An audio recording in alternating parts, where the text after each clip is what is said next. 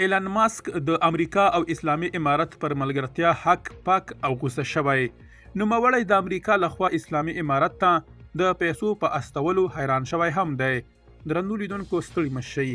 د نړۍ تر ټولو شتمن کس او امریکایي میلیاردر د دغه هیواد د استازو جرګې د غړي د هغې لیک په اړه غبرګون ښودلی چې د امریکا له راتلونکې واکمنۍ څخه یې پر اسلامي امارت د نغدي کڅوړو د بندېدو غوښتنه کړې. ماسک په ایکس پاڼه کې دا لیک بیا خپور کړی او ورسره په حیرانۍ لیکلي، آیا موږ په رښتیا د امریکا د مالیه ورکوونکو پیسې اسلامي امارت ته استوو؟ د امریکا د استازو د جرګې غړي ټیم بورجټ په خپل لیک کې له ټاکل شوي ولسمشر ډونالډ ټرمپ څخه غوښتي چې په بیړنۍ توګه د امریکا د نغدي کڅوړو د بندېدو امر وکړي. هغه ویلي چې امریکا باید د خپلو بهرنیو دښمنانو مالي ملاتړ ونه کړي. د افغانستان د بیا رغونې لپاره د امریکا ځانګړي څیړونکي راپور ورکړی چې امریکا په تیرو 3 کلونو کې د اسلامي امارت تر واک لاندې افغانستان ته له 3 میلیارډ ډالرو څخه ډېرې نغدې کڅوړې استولې دي.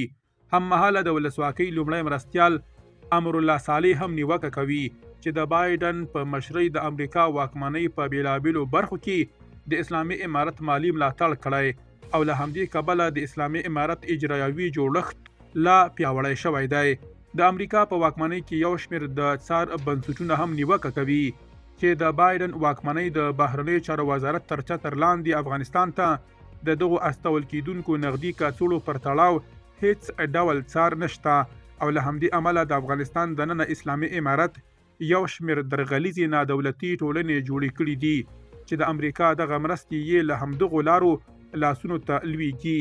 د امریکا د بهرنیو چارو وزارت بیا ډیروي دغه مرستې د بشري او ښېګڼې د پروګرامونو له لارې ځانګړي شوي دي او موخه یې د افغانستان ولسي وګړي دي چې له قحطۍ، لوږې او خوراکي توکو له کمښت سره مخ دي. نیوکې دا دي چې د امریکا دغه مرستې په افغانستان کې د ترهګرۍ د پیاوړتیا لاملیدلی شي او ژر تر ژره باید د اسلامي امارت تر واک لاندې افغانستان ته د نغدي کڅوړو د لیږد بهیر په ټپه ودرول شي. درنو لیدونکو له مالتیا مو مننه.